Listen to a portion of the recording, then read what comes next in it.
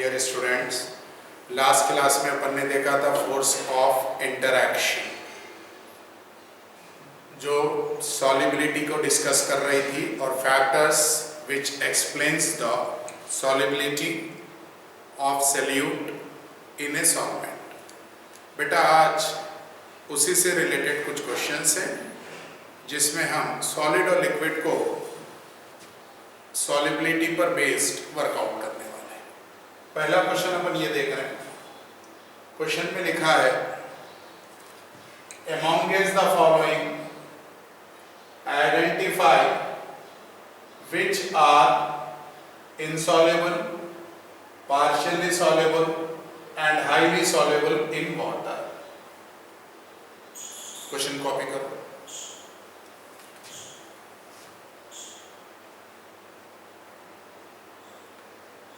कर लिए कॉपी। चलो, ऐसे क्वेश्चंस को करने के लिए वाटर में हाईली सॉल्युबिलिटी को देखने के लिए सबसे पहले आपको देखना होगा कि इनमें से कौन सा आयोनिक सॉलिड है या आयोनिक कंपाउंड है। आयोनिक सॉलिड्स और आयोनिक कंपाउंड्स वाटर में हाईली सॉल्युबल हैं। They are highly soluble in water if their lattice energy is less than hydration energy। कौन सी एनर्जी? लैटिस। मगर हमें जो क्वेश्चन दिया उसमें phenol, टॉलिन, formic acid, ethylene glycol, chloroform and pentanol. तो अच्छी बात यह है कि इसमें से कोई भी ऐसा क्वेश्चन में नहीं पूछा जा रहा जो आयोनिक सॉलिड है। ठीक है। अब सेकेंड, इन लोगों ने सॉल्वेंट क्या यूज किया है? सॉल्वेंट यूज किया है वाटर। तो आपको मालूम है वाटर एक पोलर है और यूनिवर्सल लाइन हमें 8 क्लास से याद कराई जाती है या याद रहती है कि लाइक डिसॉल्व्स लाइक। तो इसमें वही सॉल्युबल होंगे जो डाइपोल का special character hydrogen bonding show कर रहे होंगे या डाइपोल कैरेक्टर शो कर रहे होंगे। तो देखो, फर्स्ट हाईली सॉल्युबल की बात कर रहे हैं तो मेरे पास एक फॉर्मिक एसिड और दूसरा इथिलीन ग्लाइकॉल। देखो, फॉर्मिक एसिड का formula HC double bond O और H, slightly positive and slightly negative. इसके अंदर डाइपोल कैरेक्टर आ रहा है तो मैं फॉर्मिक एसिड की बात कर रहा हूं। सेकेंड, इथिलीन ग्लाइकॉल CH2 और CH2, यहां भी OH आया, यहां भी OH आया। तो देखो इसके अंदर भी डाइपोल कैरेक्टर है। फिनॉल, ये बेंजीन रिंग और यहां भी डाइपोल कैरेक्टर है, हल्का सा पोलर कैरेक्टर है। पेंटेनॉल C5 H11OH, यानी हाइड्रोजन बॉन्डिंग को सपोर्ट करने वाले मेरे पास C वाला है, हाइड्रोजन बॉन्डिंग को सपोर्ट करने वाला D है, हाइड्रोजन बॉन्डिंग को सपोर्ट करने वाला A है, हाइड्रोजन बॉन्डिंग को सपोर्ट करने वाला F है। मगर यहां पर C6H5 बल्कि ग्रुप और ये आपका छोटा ग्रुप नॉन ग्रुप। यहां भी C5 ये बल्कि कंपेयर टू OH स्लाइटली।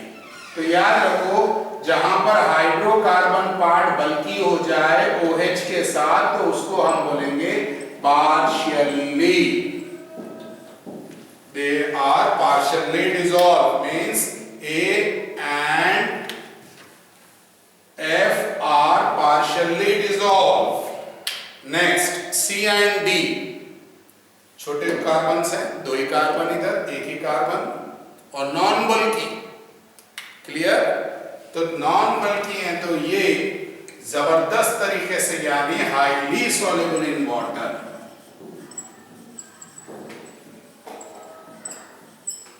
क्या हो गया बेटा? ये हाईली सॉल्युबल इन वाटर हो गई। यहां तक अच्छे से बात समझ में आ गई। अब बच गए कौन? टॉलिन एंड क्लोरोफॉर्म। कौन कौन बच गए? टॉलिन और क्लोरोफॉर्म। टॉलिन प्योर कोवेलेंट है। क्या है ये? Pure covalent. तो प्योर कोवेलेंट वाटर में सॉल्युबल नहीं होते हैं। वाटर में वो सॉल्युबल होते हैं प्योर कोवेलेंट के बाद उनके पास थोड़ा बहुत स्लाइटली पोलर कैरेक्टर आए और वो पोलर कैरेक्टर में हाइड्रोजन बॉन्डिंग फेनोमेना को फुलफिल करे। कॉपी करो ये पहले, फिर अपन टॉलिन और क्लोरोफॉर्म पे बात करेंगे।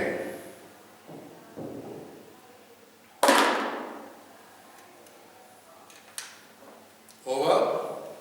चलिए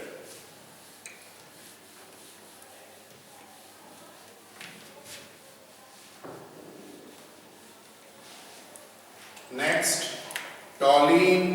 ये टॉलिन का स्ट्रक्चर है।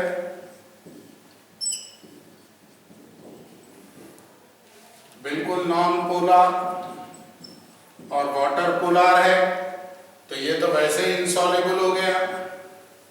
Chloroform HCCl3 slightly negative slightly positive, यानी इसके अंदर डाइपोल तो देखने को मिला, म्यू नॉट इक्वल टू 0 है, but hydrogen bonding is absent. Hydrogen bonding नहीं है क्योंकि यहाँ पे हाइड्रोजन का बॉन्ड कार्बन के साथ है और कार्बन लेस इलेक्ट्रोनेगेटिव है। मोर इलेक्ट्रोनेगेटिव में हम 3 एलिमेंट्स को जनरली कंसीडर करते हैं, फ्लोरीन, ऑक्सीजन एंड नाइट्रोजन। तो they are insoluble in water. Clear? Copy कर लो बेटा जल्दी से। यानी अपना आंसर आ गया, formic acid, ethylene glycol highly soluble, phenol due to hydrogen bonding and less bulky group, phenol and pentanol they are partially soluble, hydrogen bonding तो है बट बल्की ग्रुप्स हैं। Toluene and chloroform they are insoluble, reason chloroform में slightly dipole तो है but hydrogen bonding absent है, और टॉलिन जिसका dipole लगभग 0 के आसपास। क्लियर? नेक्स्ट,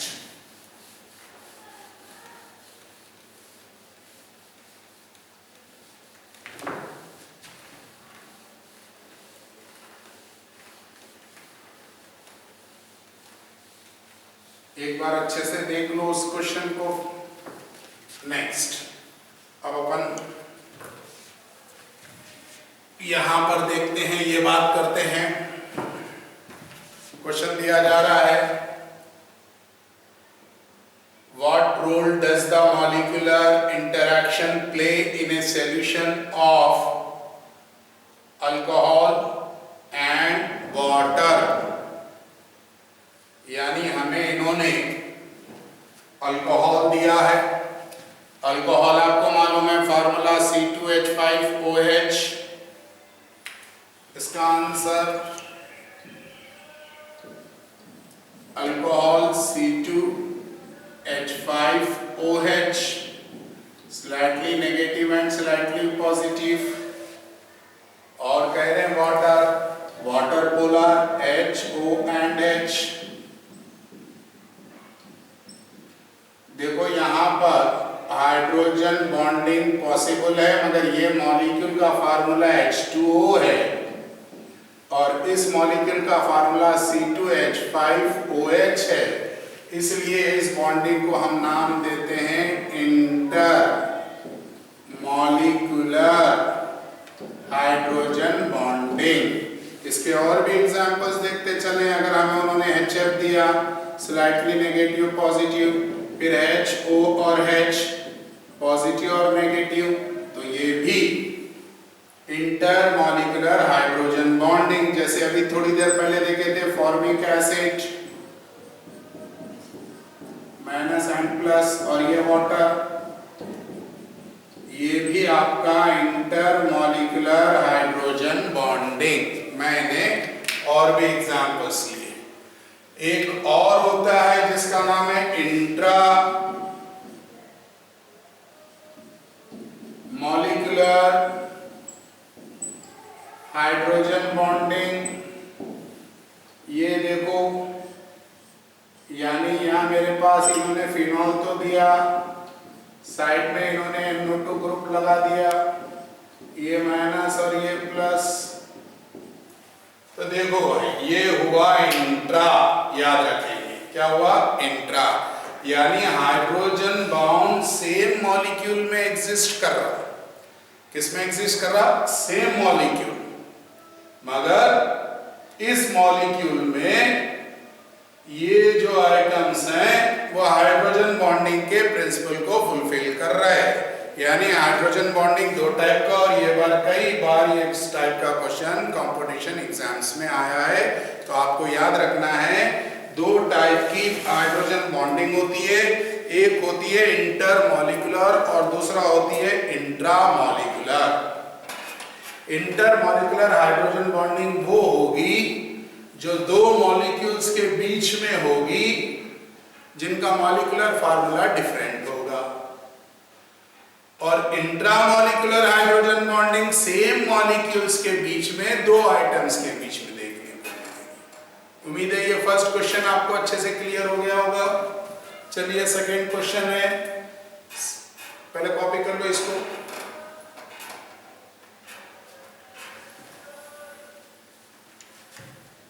कॉपी कर लिए,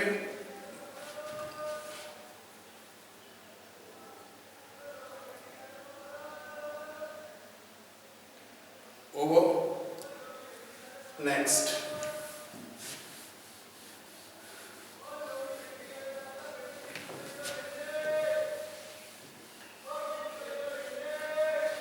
फर्स्ट क्वेश्चन अपन कंप्लीट कर चुके हैं।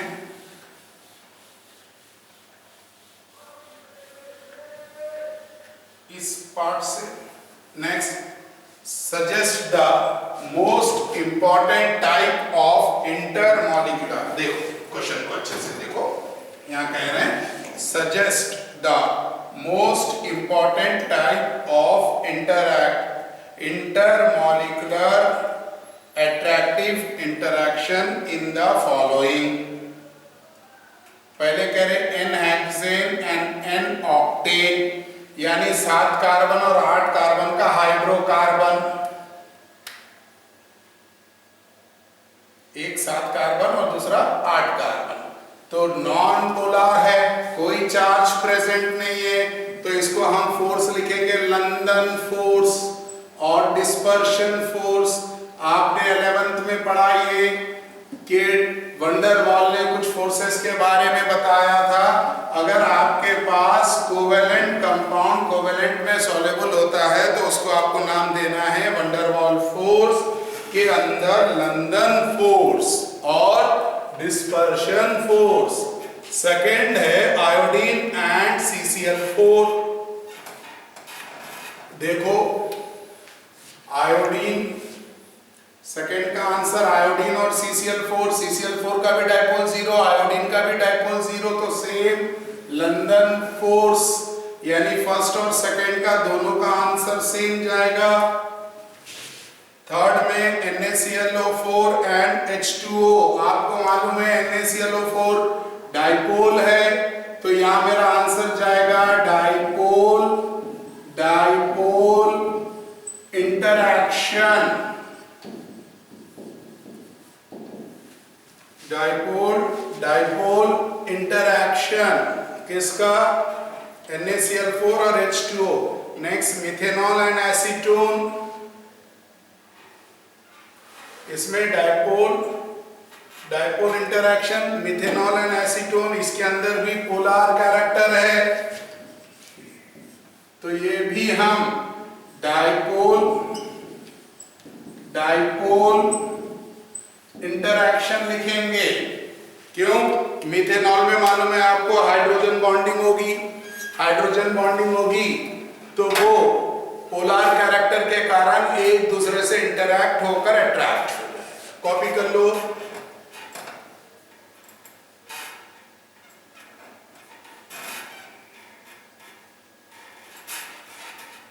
ओवर। सेकेंड क्वेश्चन भी अपना कवर हो गया। किस साइड से जो लिखा है, अब तक हम टोटल 3 क्वेश्चंस वर्कआउट करें।